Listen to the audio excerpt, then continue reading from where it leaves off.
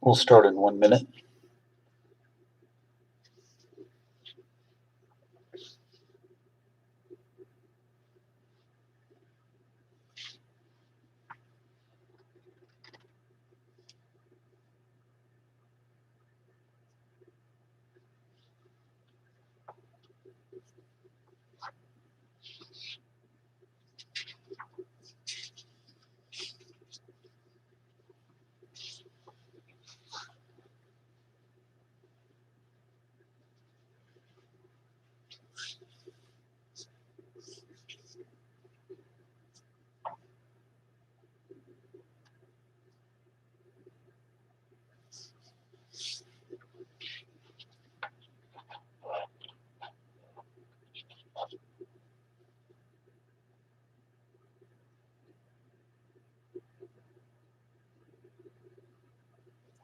In a few minutes, we'll start section 10.2 on calculus with parametric curves.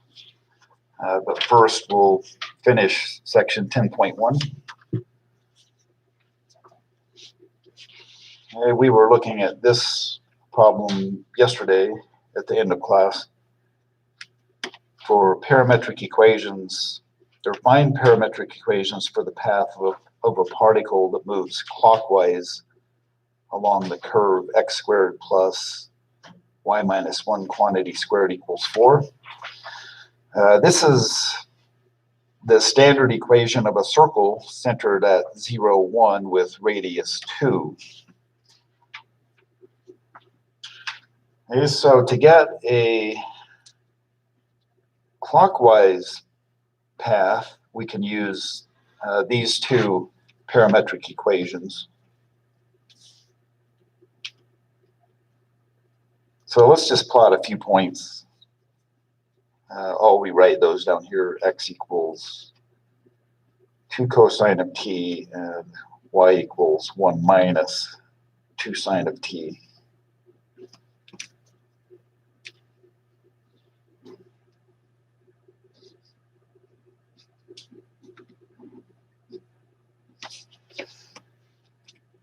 Okay, we'll use the t values from 0 to 2 pi.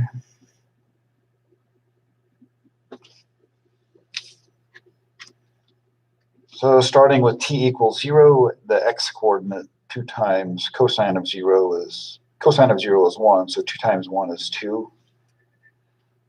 Sine of 0 is 0, 1 minus 0 is 1. Then let's jump to pi over 2. Cosine of pi over 2 is 0, so the x coordinate is 0. Sine of pi over 2 is 1, so 2 times 1 minus 2 is negative 1 for the y coordinate.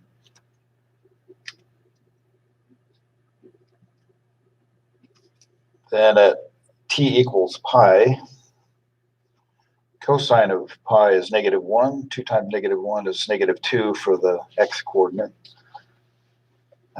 Sine of pi is 0, so the y coordinate is 1. Then a couple more ordered pairs. When t is 3 pi over 2, cosine of 3 pi over 2 is 0, so the x coordinate is 0 again. Sine of 3 pi over 2 is negative 1, so this is 1 minus 2 times negative 1, or 1 plus 2, which is 3. And then when t is 2 pi, cosine of 2 pi is 1. 2 times 1 is 2 for the x coordinate. And the y coordinate is 1 minus 0, or 1.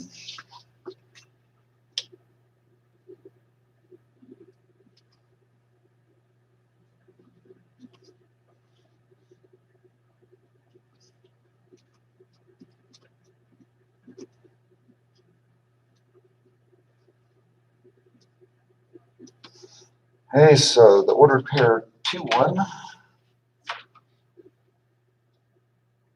is right here. The next ordered pair 0, negative 1. So this is a quarter circle. The next ordered pair, negative 2, 1.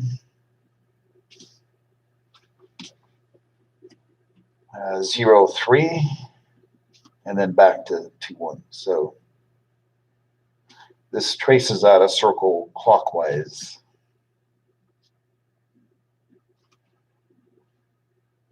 So we put the arrows in the direction that the path is traced out.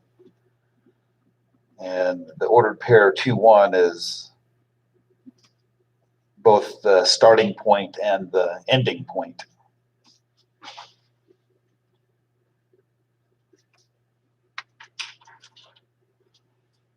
Okay, the next example on the next page.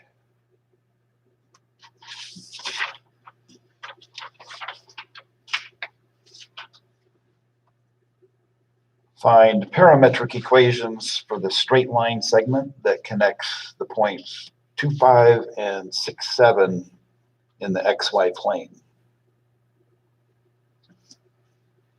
Okay, the easiest thing to do is for t values between 0 and 1. So for 0 less than or equal to t less than or equal to 1. If we want to start at the point 2, 5 and end at the point 6, 7, we can assign x to be, okay, so x is going to represent all of the x coordinates of points on the line segment that connects these 2 points. So the first x coordinate is 2, and then we're going to end with x equals 6. And we're only going to use t values from 0 to 1. So we'll define the x coordinates to be 2 plus. Okay, so the x coordinates are 2 and 6. So if I write 6 minus 2 and multiply that by t, this will be the tracing out of the x coordinates of that line segment. We'll test it here in a minute. To trace out the y coordinates, well, the first y coordinate is 5, and we're going to end at the y coordinate 7. So this time we'll define y to be 5 plus 7 minus 5, multiply that quantity by t.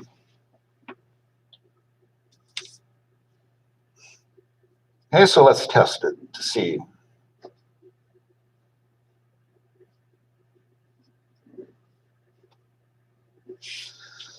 So the smallest t value is 0.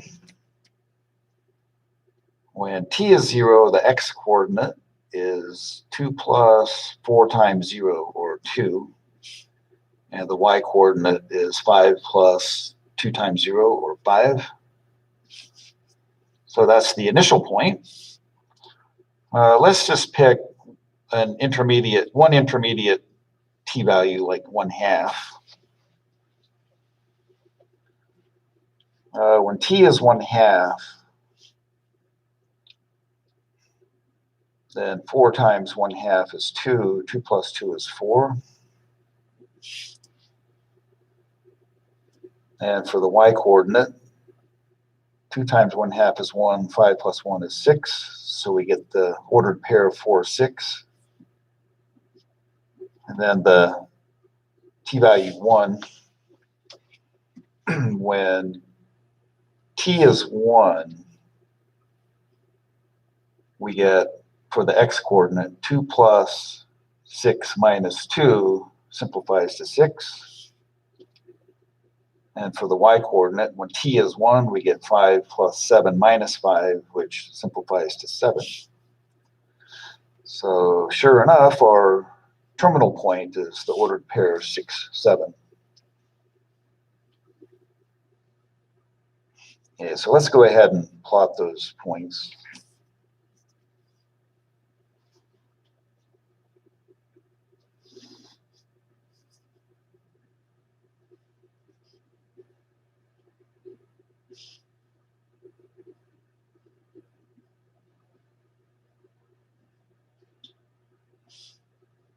Okay, so the first ordered pair is 2, 5.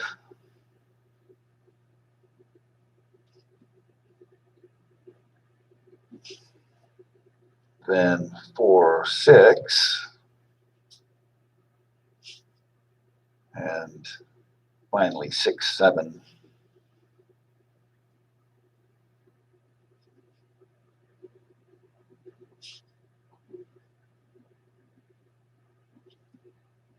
So this is just a straight line segment. And the arrow goes from the ordered pair 2, 5 to the ordered pair 6, 7. One of the exercises that's assigned for practice has to do with finding parametric equations for line segments that connect 2 points. If we wanted to parameterize the entire line that passes through the points 2, 5 and 6, 7, we would use the same parametric equations, or we could use the same parametric equations and then just let t be any real number, and that would trace out the entire line.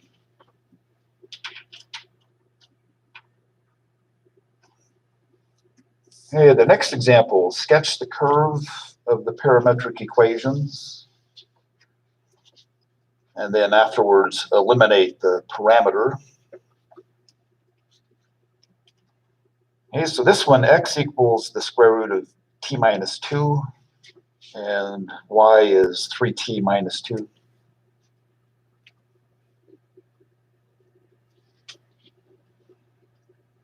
Okay, so the t values have to be from 2 to infinity because of the square root of t minus 2. So just make a note of that. T must be greater than or equal to 2. So if we plot a few points, find a few ordered pairs, and then plot those ordered pairs, the smallest t value is t equals 2. The first x coordinate is 0. The square root of 0 is 0. And the first y coordinate is 3 times 2 minus 2, or 4.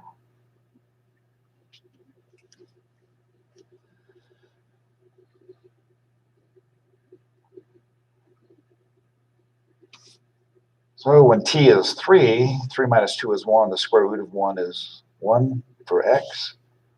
And the y coordinate, 3 times 3 minus 2 is 7. And let's just find one more. I don't want t equals 4. I want t equals 6, because the square root of 6 minus 2 is the square root of 4. That's easier. Square root of 4 is 2.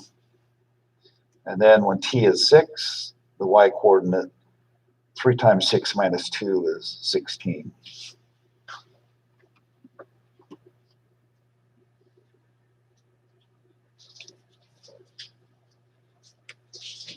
We might as well sketch it.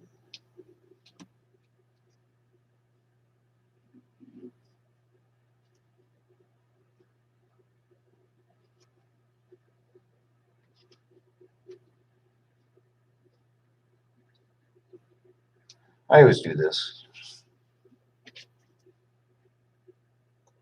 Okay, so the first point, 0, 4. Then 1, 7, 0, 4, 1, 7, and 2, 16.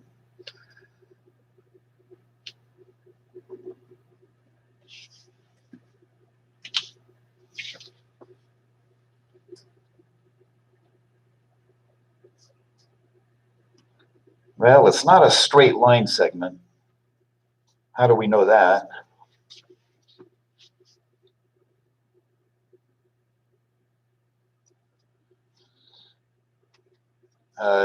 the x coordinates increase by a constant 1. So from 0 to 1 is 1 unit, and then from 1 to 2 is 1 unit. If it were a linear or a straight line segment or a straight half line, the y coordinates would differ by a constant also. So it's not a linear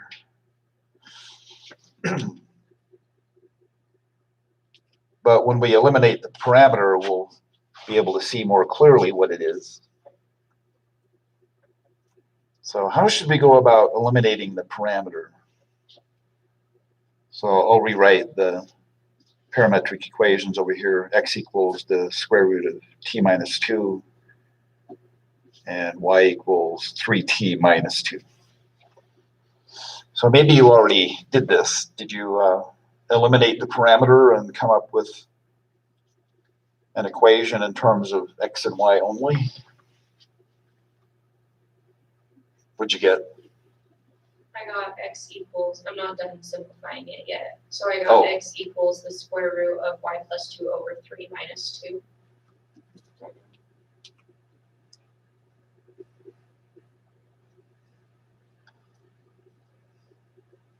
So say that again. You said x equals?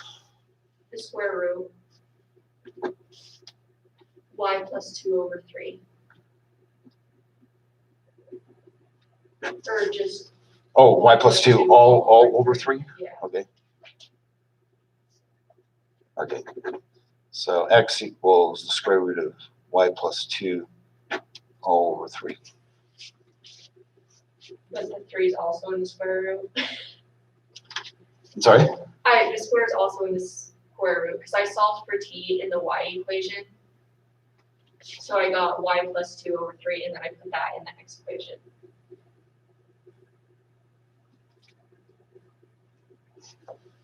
I didn't hear what you said. I got, you see that? Y plus 2 over 3 minus 2. Oh, yeah. Show that again. I have a short memory. Okay.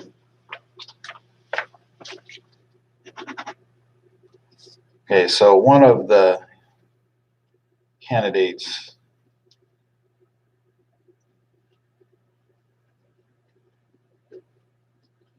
did I get it right this time? Yeah. Okay. Did anybody get something else? As we saw yesterday, there may be more than one way to parameterize or to eliminate the parameter.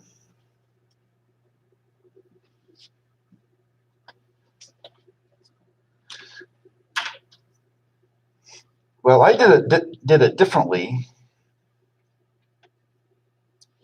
and it doesn't mean that the way I did it is the best. But what I did was I squared both sides of this, so I get x squared equals t minus 2, and then solve this for t by adding 2 to both sides, so I get t equals x squared plus 2.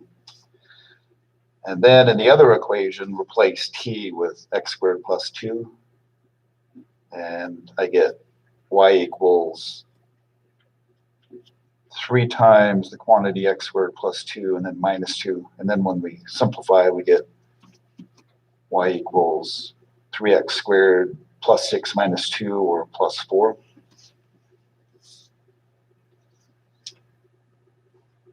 Okay, for this equation,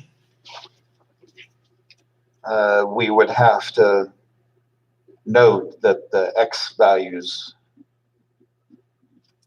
must be greater than or equal to 0. We only have half of a parabola.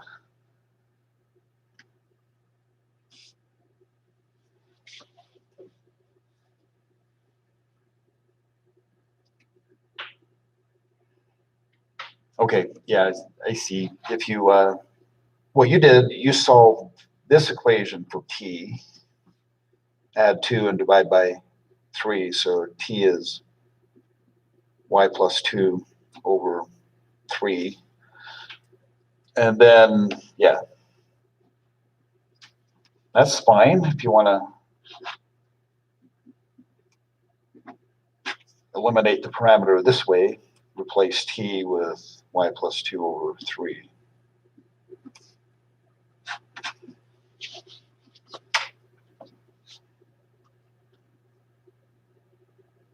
Yeah, so either of those is okay. One advantage of this one, x equals the principal square root of y plus 2 over 3 minus 2, is this is automatically non-negative because it's the principal square root. Okay, let's move on to the next section.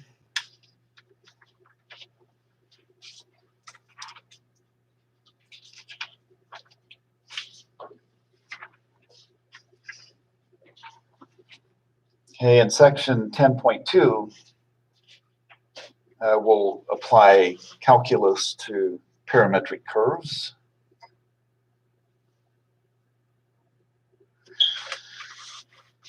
Applying calculus to parametric curves enables us to solve problems involving tangent lines, areas, arc lengths, and surface area. And more than that, but we're just going to cover those areas. So first, suppose that y is a differentiable function of x with differentiable functions f and g used to define the parametric curve x equals f of t and y equals g of t.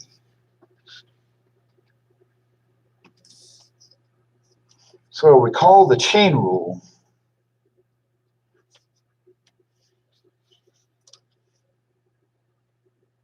So y is a function of x, but y is also a function of t.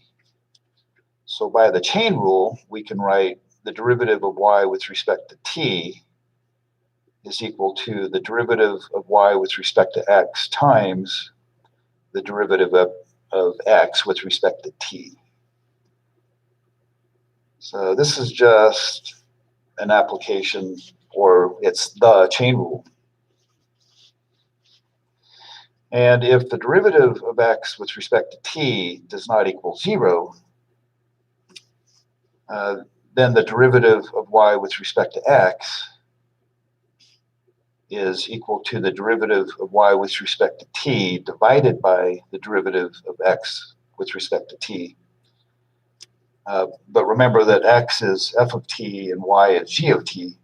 So in the numerator, the derivative of y with respect to t is equivalent to g prime of t. And in the denominator, the derivative of x with respect to t is equivalent to f prime of t. Okay, by using the formula above, we can find the slope of a tangent line to a parametric curve without eliminating the parameter t.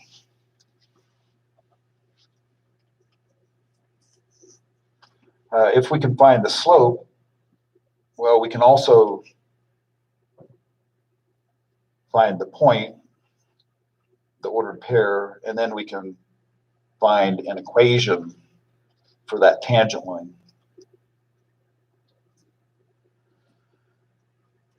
Okay, concavity questions can also be addressed by analyzing the second derivative of y with respect to x.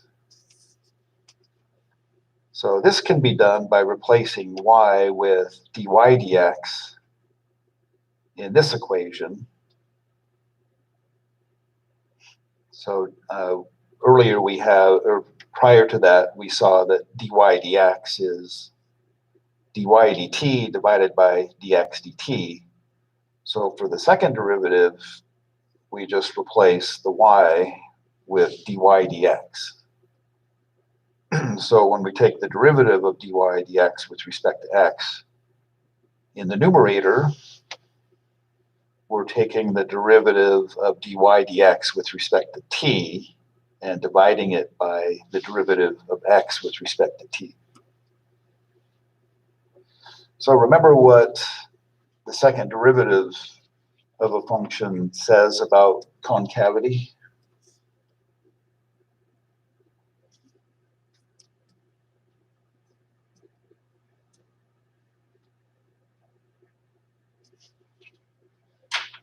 So just to remind you, a note,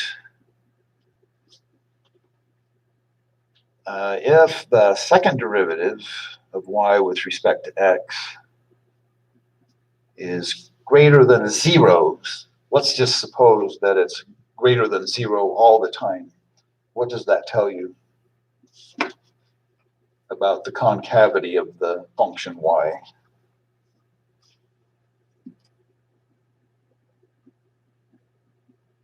Well, if the second derivative is always positive, then the curve is always concave up. So concave up would look something like that, maybe. And I won't write it down, I'll just mention it. If the second derivative of a function is always negative, then the curve is concave down.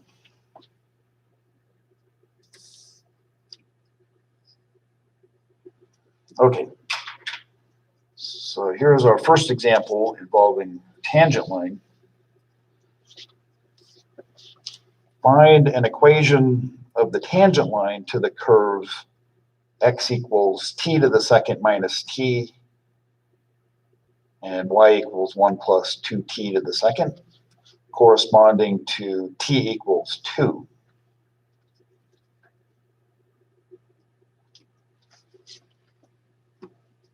Okay, so we have a curve that's defined by parametric equations, x and y. And corresponding to t equals 2, we want to find an equation of the tangent line. First, let's find the x and y coordinates of the point. So we just use the fact that when t equals 2, the x coordinate of that point on the curve is 2 to the second minus 2, or 4 minus 2 is 2. And the y coordinate of the point is 1 plus 2 times 2 to the second, or 9.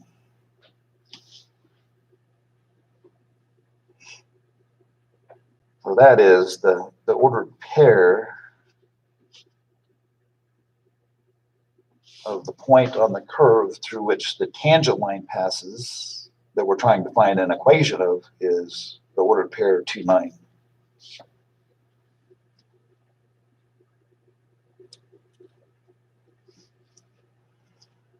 Okay, now what we have to do is find the slope of the tangent line.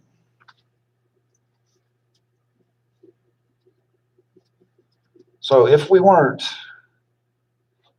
this didn't involve parametric equations, then how would we find the slope of the tangent line that passes through that point?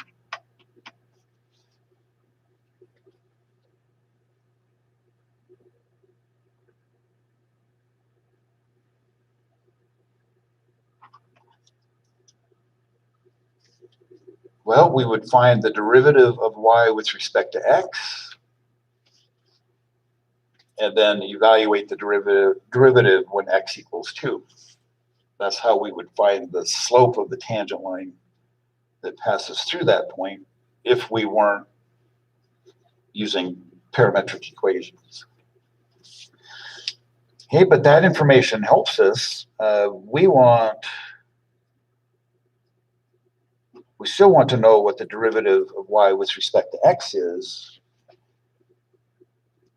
but with our parametric equations, we saw above using the chain rule that the derivative of y with respect to x is the derivative of y with respect to t divided by the derivative of x with respect to t.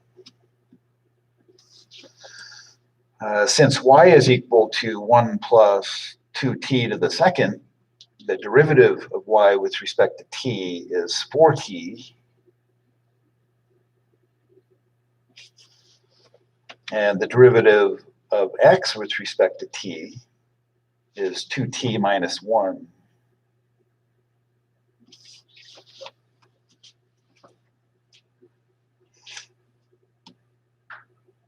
Okay, so the slope that we want is when t equals 2.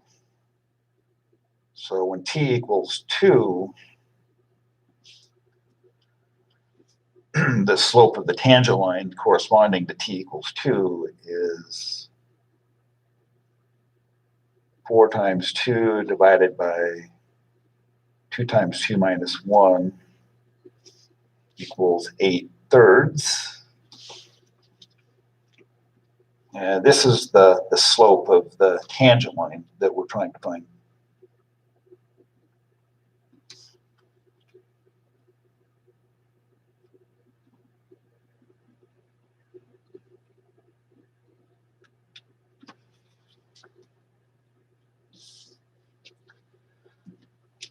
Okay, so the equation of the tangent line in the variables x and y,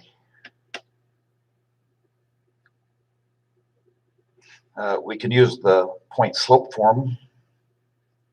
I'll remind you of the point slope form.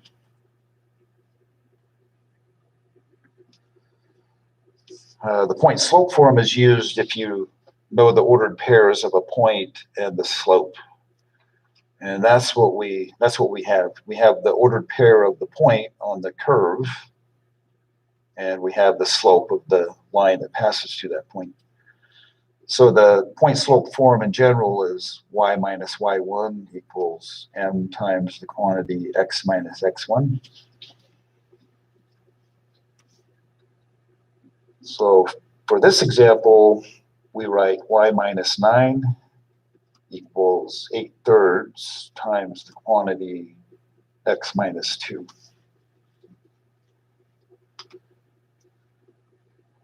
Okay, so this is the equation of the tangent line.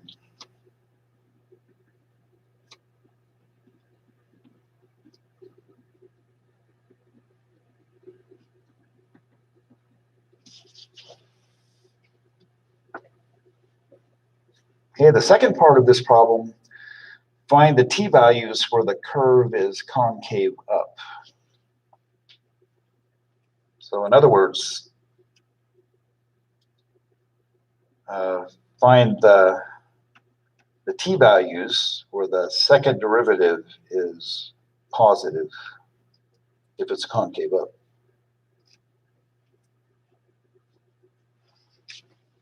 Okay, so we need the formula for the second derivative.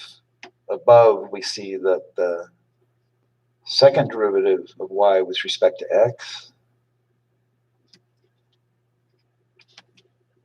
in terms of the parametric equations, it's the derivative with respect to t of dy dx divided by the derivative of x with respect to t.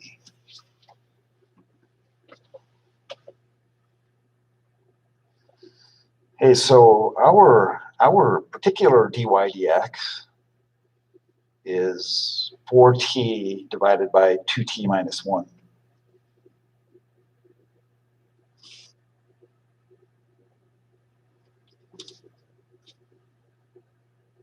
So we want to find the derivative with respect to t of the rational expression 4t over 2t minus 1.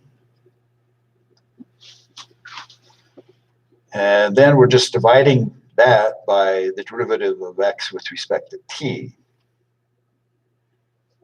So we already saw that the derivative of x with respect to t is 2t minus 1.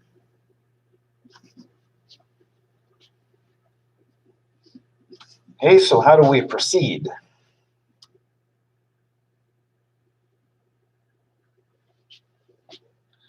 In the numerator, we have to apply the quotient rule derivative formula because we want to take the derivative of that rational expression with respect to t. So this denominator down here is going to stay the way it is for now. And then when we apply the quotient rule to the derivative of 4t over 2t minus 1, so in the numerator, the derivative of 4t is 4. We multiply that by the quantity 2t minus 1.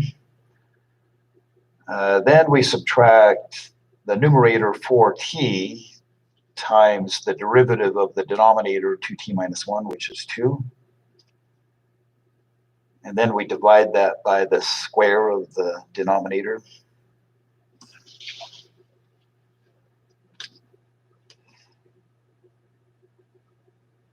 So we have a complex rational expression. So this 2t minus 1 down here, you can think of that as 2t minus 1 over 1.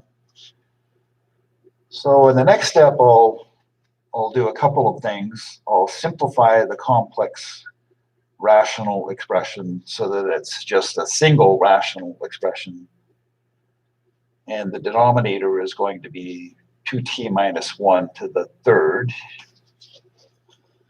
And the numerator will be what we get when we simplify this numerator on top. So we have 8t minus 4 minus 4, sorry. Did I do that right? Okay, so 8t minus 8t is 0, and we just get negative 4 left.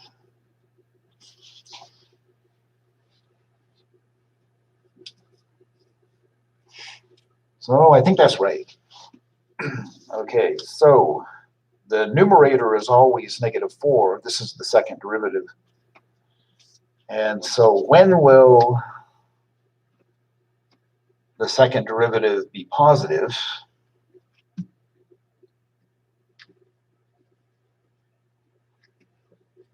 Whenever the denominator is negative. So the second derivative will be greater than 0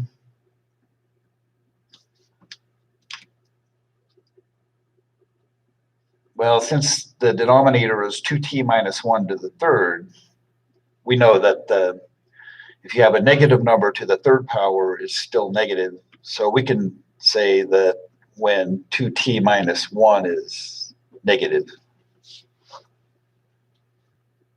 But this means that 2t is less than 1, or when t is less than 1/2.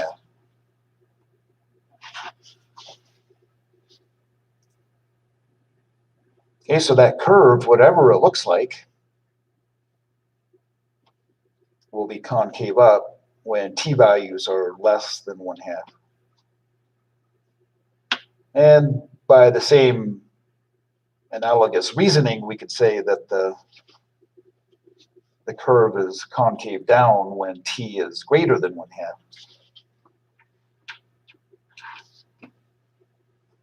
Okay, let's move on to the next page.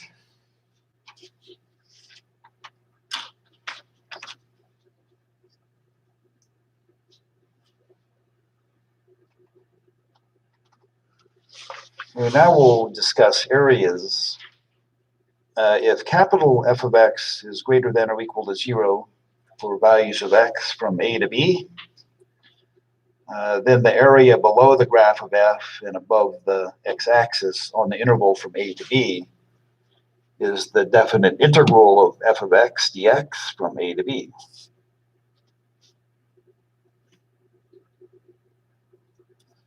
Hey, if the graph of the function capital F for values of x from a to b is traced out once by parametric equations x equals f of t and y equals g of t for values of t between alpha and beta, Then this definite integral of capital F of x dx from a to b is equal to the definite integral of g of t times f prime of t dt for t values from alpha to beta.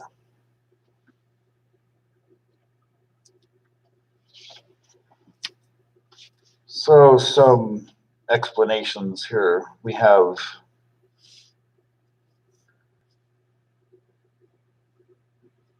y equals capital F of x, but y is also defined parametrically as g of t.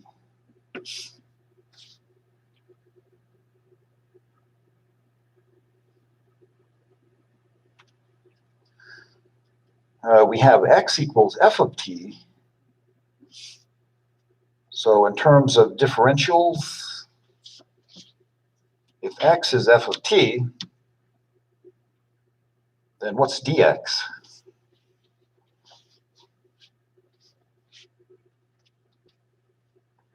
Dx is f prime of t dt, right? That's sort of familiar to us.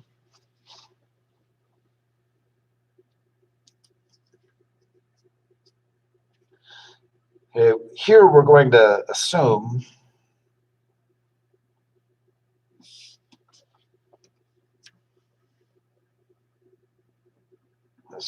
that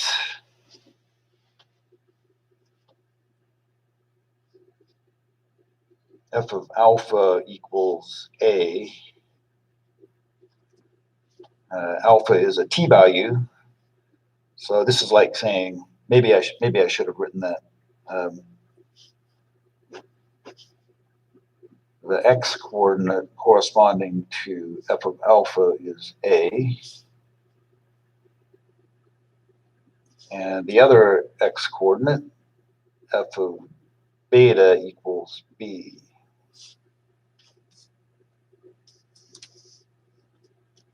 So for what we're doing here, we're making that assumption. But keep in mind, and you saw this at work yesterday and today, in our couple of our examples, we saw that a circle can be traced out in two different directions.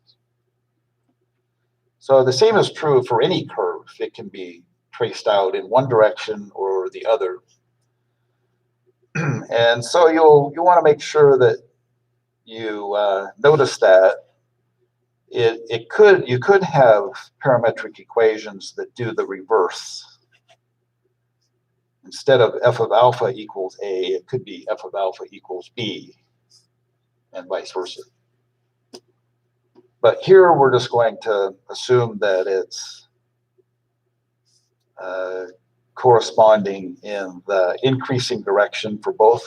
In other words, if x increases from a to b, we're going to assume that t increases from alpha to beta. Okay, so if we just make substitutions,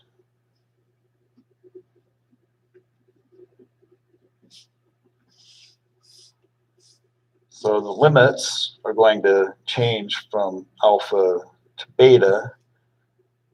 F of x gets replaced with g of t, because they both are what y is equal to. And then dx gets replaced with f prime of t dt. So that's all there is to it.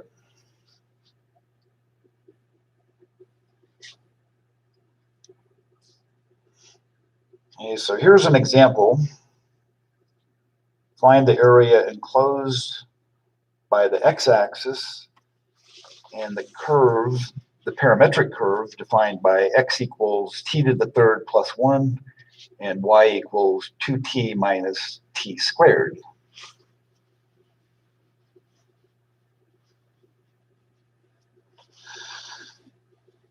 So you might be wondering if there's information missing.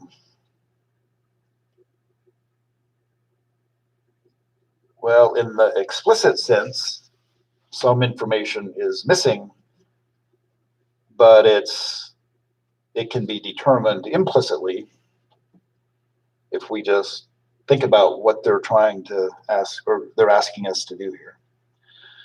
Find the area enclosed by the x-axis and the curve, x equals t to the third plus 1.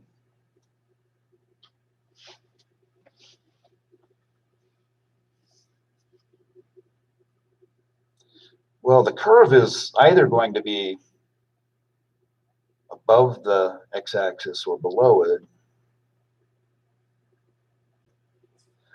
But remember that on the x-axis, what's true about every point on the x-axis?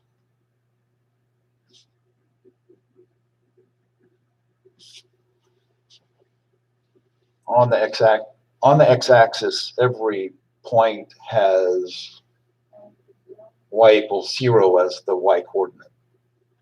So on the x-axis, y is equal to 0. So the way that we're going to find our interval of integration is by replacing y with 0 and solving for t. Okay, so 0 equals 2t minus t squared. If we factor that, it's t times 2 minus t. So the two solutions are t equals 0 and t equals 2.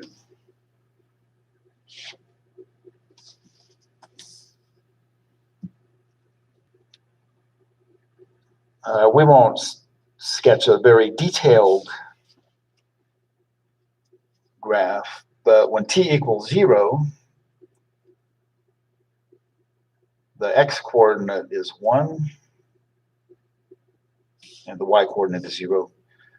When t is 2, the x-coordinate is 9, so this won't be to scale. And when t is 2, the y-coordinate is 0, so those are 2 points. And then if you're interested on, and we are interested, we want to know if the curve is above or below the x-axis, between x equals 1 and x equals 9. Well, we can pick the middle t value 1. When t is positive 1, the x-coordinate is 2, and the y-coordinate is 1. So our curve looks, this is not an accurate graph, but it at least tells us roughly what the graph looks like.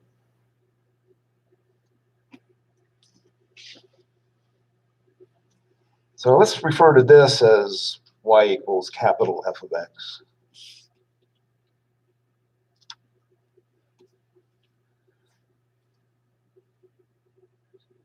So the area enclosed in terms of capital F of x, it's the definite integral from x equals 1 to 9 of capital F of x dx.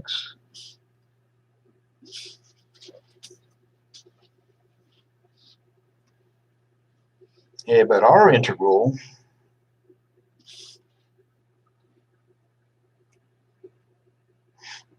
x equals 1 corresponds to t equals 0, and x equals 9 corresponds to t equals 2. And what goes next?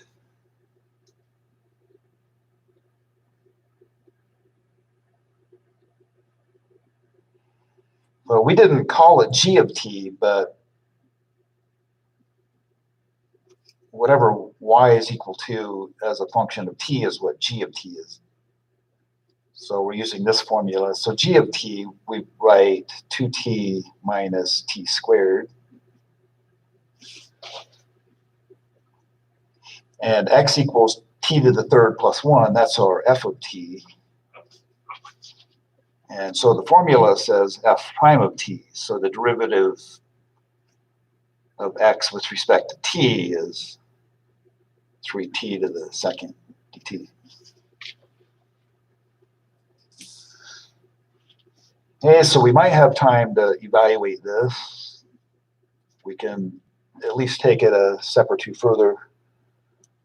Simplify the integrand. 3t to the second times 2t is 6t to the third, and then minus 3t to the fourth dt.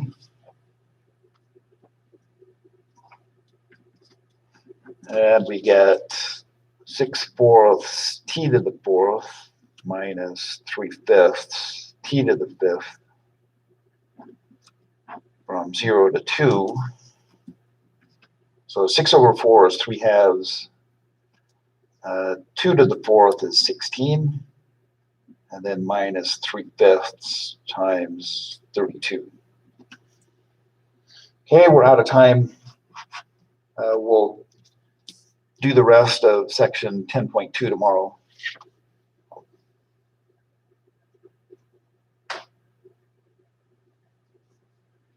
So go ahead and sign in for attendance.